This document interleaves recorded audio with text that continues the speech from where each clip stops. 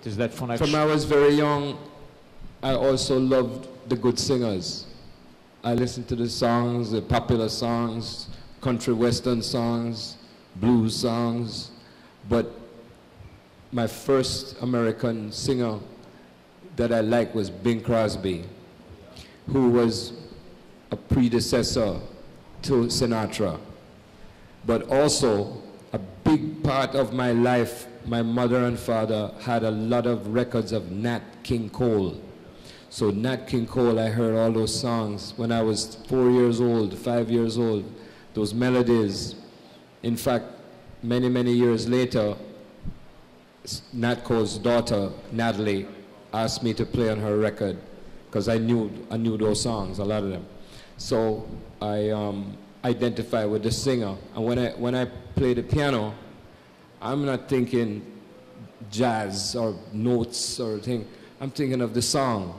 And the best version of those songs I heard were when they sang the words. So I hear the words, not exactly, but the feeling. And that was when I heard Nat King Cole, Frank Sinatra, and Tony Bennett, who I recorded with. And of course, my Jamaican heroes of music, Bob Marley, all the great performers from Jamaica. Yeah, so to me, the singers, and number one, Louis Armstrong. When Armstrong played and sang, it was the sun coming up. He was the number one. He's inspired everybody. So I think of the melody and the singers. I remember it very well, and it just was a moment of spontaneous. That's how a lot of things happen, the spontaneous. And I was playing on a job with the great Ray Brown. And Ray asked me, he says, listen, if we were in Denver, Colorado, and he said to me, are you free next week? I said, yeah. He said, well, I'm going to be doing a movie soundtrack. He didn't tell me what it was. And I said, where? He said, Los Angeles. Can you come? Because I live in New York. I said, yeah, sure. Because I enjoyed being with Ray. And then I found out later, I said, well, what is it? He said, it's Clint Eastwood. He's making a movie about Charlie Parker. And I was very happy to hear because I'm a big fan of the movies. And Clint Eastwood is like very special for people like me because he thinks like a jazz musician. And I found out later that when he was young, he was very big fan of jazz. Clint Eastwood, from when he was a young man, he went to see Jazz at the Philharmonic concerts, and he loved Charlie Parker. And his movies have been very, very successful, but he wanted to do something that may not have been so successful. It was an art movie, and it was Bird. And they asked me, Ray Brown, a drummer named Johnny Garin, to record along with some old tapes of Charlie Parker playing.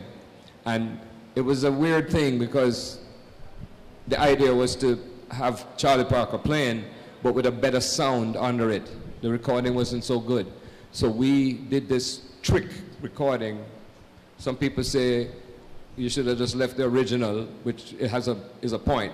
But anyhow, we had to play along with the tape. It was very interesting. And Clint Eastwood and his son Kyle, who was then about 14 years old. He was also a few years ago on NIsville. I saw him 3 nights ago in France, and he's a wonderful guy, and it's amazing that he's following his heart and not trying to be like what his father did. He's doing his own thing, and that's an amazing